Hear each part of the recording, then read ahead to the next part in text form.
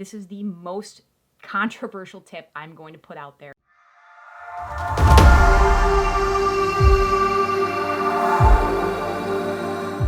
What is going on, ladies and gentlemen? My name is Sarah, and I hope each and every one of you is having an absolutely wonderful day. Thank you so much for joining me for another video. If you are new to the channel, thanks for coming along, and I hope you'll consider subscribing. And if you've been here before, well, thanks for coming back. I appreciate each and every one of you and your continued support.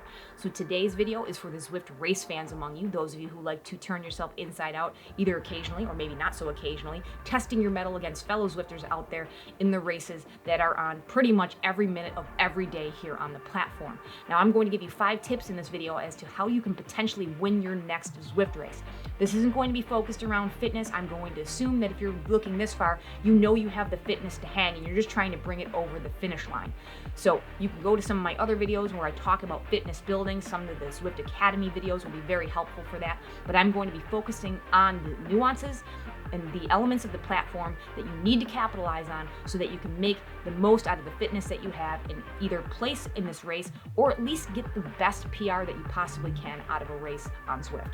So let's start right in the very beginning with number 1, as one usually does, and talk about positioning.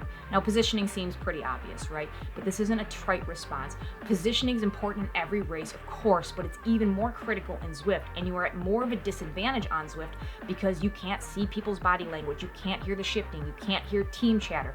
You're basically trying to guess what's going to happen by looking at the avatars, perhaps reading the readouts on the right-hand side of the screen, but it's very difficult to focus on all of those things. It's less intuitive and it's more up here in the brain trying to figure out what the heck is going on, and a lot of people just don't do it very well. It is a skill unto itself, but there are elements of positioning that start before even the race starts, and that's going to be where you are in the pen. Just like on the road, you want to start somewhere in a good position at the start line. You don't want to be 50, 60, 70 riders back.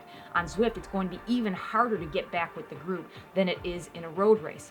So how do you mitigate a bad start? Well, it's easy. Just get into the pen early, and that's wholly contingent on first come, first serve. You don't have to be paired up. You just need to turn on the Zwift app, join the event, and let your avatar sit there. You can pair up your bike after the fact. So you can get your bibs on, you can get your drink together, get your fueling situated. Just get into Zwift as early as you can for the race, and that way you will be situated as close to the front as possible. Now, this isn't quite as critical when you have a smaller race, maybe 30, even 40 people, because you're so spread out. You're usually in the first couple of rows, maybe 3 rows max, and you can still control where you are at the front of the race. But if it's a larger race or a tour event of some sort, you may find that there's 75 people, 100, hundreds of people in the race, and you want to make sure you start early so you're towards the front. I would recommend taking a look at the Zwift Companion app in advance. A lot of people sign up for those races early, so you can get a good approximation as to whether or not it's going to be a large turnout for a race so that you can plan your login accordingly. So just start early, let your avatar sit there, and get yourself well placed at the beginning of the race. Otherwise, obviously, being in the front of the race is going to give you the most amount of control. A few things that cloud the issue is usually in terms of categories. So when you have a race organizer that has set all the categories to start together and to be visible to one another, it could potentially ruin races where you have B's and C's getting swept up with the A's at the front of the race. You know, you've got people sneaking away in the lower categories, and that could potentially ruin your potential to win the race. So if you're closer to the front, you know that there aren't people out in front of you. So you're that person being swept up in the front of the race. So being able to control your destiny in that regard is extremely important.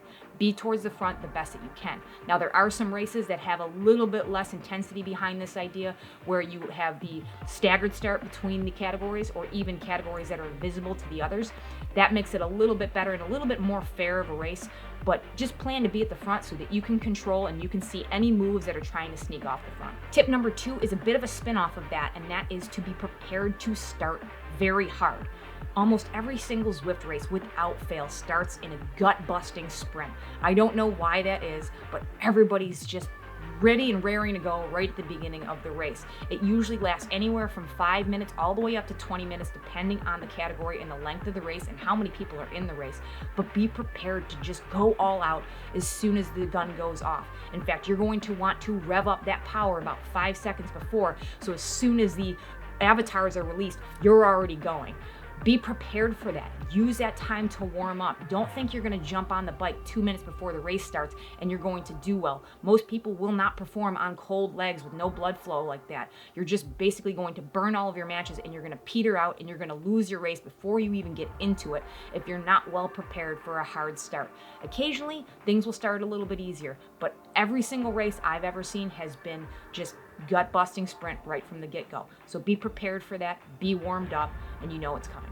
Tip number 3 is know the course and know yourself. This is super important in any type of race, but again, Zwift, it's even more critical because of the feedback that we do not get playing a game rather than doing this on the road. Knowing the course is a good practice for anybody. Make sure that you've ridden this course before. You can tell in advance what the course is going to be, and most of them are available. You can use the Zwift Hacks executable on PC if you want to try to get into something that's not available in real time on the Worlds. If you cannot pre-ride the course, it's not a deal breaker. Do what normal people would do even for a road race and scout it otherwise. If you go to the Zwift Insider website, Eric Schlange has a very good article written for every single course in the game. He breaks down in exhaustive detail how the course is laid out, gives you a nice 2-dimensional and 3-dimensional terrain and general map so that you know how the race is going to go. Capitalize on your strengths, know where you're going to attack, and mitigate your weaknesses. If you're a bad, short, punchy climber and you're going to hit Innsbruck Ring with the leg snapper climb, then make sure that you're going to be placed at the front of the group so that you have room to kind of slide back and then catch back up on the descent. Just like the real road, you want to be prepared for any of those undulations and opportunities to be tactically savvy in a road race here on Zwift. Another element of that is categorization, right? You know, there's some purists out there that say only race within your category. And generally speaking, I do agree, but there is a time and place where you might need to cat down. And some of those elements are coming back from injury or illness, right? You've been off the bike for several months and you were a B, but you know you don't have the fitness. Okay, join the Cs. That's not really that big of a deal. Or if you're just not looking for a gut-busting workout and you just want a hard workout that you're not going to be able to get from structure or you're not going to be able to get from a group ride and you want to jump into a lower category race, go ahead and do that. If you're a woman, you're racing with a bunch of men, it might be better to cat down because of our raw wattage and size generally serves a disadvantage for us as women. It might be the smart idea. The only caveat I would say to catting down is don't be an asshole, okay? Do not ruin the race for others. If you are catting down, then you basically need to understand that you shouldn't be contesting the win and ruining the race for other people. Don't go out on the attack. Don't sprint for the finish. Be there for a good workout. If you want to make sure that you're finishing in the top 10, or if you want to make sure that you're kind of finishing at the front of the group, you can go ahead and do that, but really just don't be a jerk and destroy the race when you know that you have a higher level of fitness of those that you are racing with. Just be polite. You know that other people are doing this. They are working on anti-sandbagging measures here on Zwift to help mitigate some of that. But in the interim, just be honest, and if you do need to cat down for one of those reasons or another reason, that's fine, but do so for a good workout and don't do it to contest the finish. The last thing is to make sure that you are managing those small gaps. This is kind of on the same level of positioning as well. Know where you are in terms of the small gaps. You do not have to be the person who chases down every small gap. People get squirrely about those small gaps because if you're trailing off the back, a rider length or two absolutely could end your race. You fall off the back of the draft and then you can't overcome what you need to in terms of power to catch back on. It's definitely critical. But if you're more in the middle of the blob and you start to see the algorithm is kind of opening up a few small gaps, but there isn't really much of an attack, make sure that you're reading the power output of the riders on the screen. Let the other people fill in and do that work. Know how many matches that you have. If you can chase down an attack and you've got the match to do that, go ahead and go for it. But if you know that you don't, or you're right on the rivet and you have people behind you, let them fill those in. You know, you don't have to go after every single carrot and chase that. You can let other people do some of the work. Just understand yourself and your capacity, where you are in terms of your fitness and how many people are around you to best strategize for the race. Again, you don't have that feedback that you would have on the road, so you need to understand some of the psychology that might be going on with all the other people doing the same thing that you are. So just know yourself. Tip number 4 seems like an obvious one, but I can't believe how many times people get bitten by this, and this is managing your equipment. There is nothing that will ruin your race and ruin your day like an equipment dropout. That nice red 0 in your power number will absolutely make you want to cry real tears right on your bike. Anything more than a second or two of a dropout will probably cost you the entire race, because you're just not going to catch up with the group after you've lost your power and your avatar comes to a complete stop. Now, it's going to happen to everybody. Even the most optimized systems do have dropouts from time to time, but make sure that you are optimizing your system to potentially prevent that as much as possible. I've done some videos on setups for Amp Plus and Bluetooth, but some of the key tenets of making sure you have a good system set up is to make sure that your dongle is close enough to your bike so that you're getting a good power readout from either your trainer or your power meter or pedals. Make sure that, your Wi-Fi system isn't glutted. If you're using something like the Zwift companion app to connect to your peripherals, that runs off of Wi-Fi. And if you have too many things going, if you've got 3 people on Netflix and somebody downloading BitTorrent stuff, do people do that in 2020? Torrents and all that jazz? Whatever. Make sure you don't have too many people drawing off of your Wi-Fi connection, especially if you don't have the bandwidth to support it. Just make sure that you are giving yourself the best advantage. Make sure that you're removing any type of interference. You probably don't want your tablet, 3 cell phones, 4 Bluetooth speakers, your vacuum and your dryer all running next to your bike. Make sure you keep it as simple as possible. Maybe you need your cell phone for the companion app. Maybe you want your Bluetooth headphones in, and then your peripherals, and that's it. Make sure any of your cable management is on point. You don't need people walking through and unplugging your trainer. I've seen that happen before. It is absolutely soul destroying. So just make sure that the people around you and all of your peripherals are set up so that you're not having any issues. In terms of the Wi-Fi connection in the Amp Plus and Bluetooth, I think that some of these newer trainers are going to start having a hardwired connection to the trainer itself, so that, we're moving a little bit backwards in time by not being wireless, but it does stabilize the connection, which is very important to racers. So maybe the next generation of trainer, you will see that, but for the time being, optimize on what we have, understand the limitations of wireless, and make sure that you are set up so that you don't have a heartbreaking race. Okay, tip number 5, this is the most controversial tip I'm going to put out there, and this is not meant to incite an argument. It just is what it is, and hear me out. And this is when it comes to trainer difficulty. And the tip is to turn your trainer difficulty down. I have had conversations with dozens of racers on the road. I have read probably hundreds of posts on social media and Reddit and so on and so forth about what the experienced racers do in terms of trainer difficulty, and they all turn it down. I like riding at 100%. I'm sure that there's a lot of ego attached to riding at 100%, and you want to say that in fairness and accuracy, everybody should be at 100%, but the reality is that they're not. And if you want to dig your heels and you want to stay at 100%, it could potentially cost you your race. And it's not about the incline. I have no doubt in my mind that you have the strength in you and the fitness to repeat those hills and do so at 100%. It's going to come on the descents. When you turn that trainer difficulty down, it takes the whole terrain and it flattens it, including the descents. So if you're at 100% and you come down a steep descent, you're going to spin out.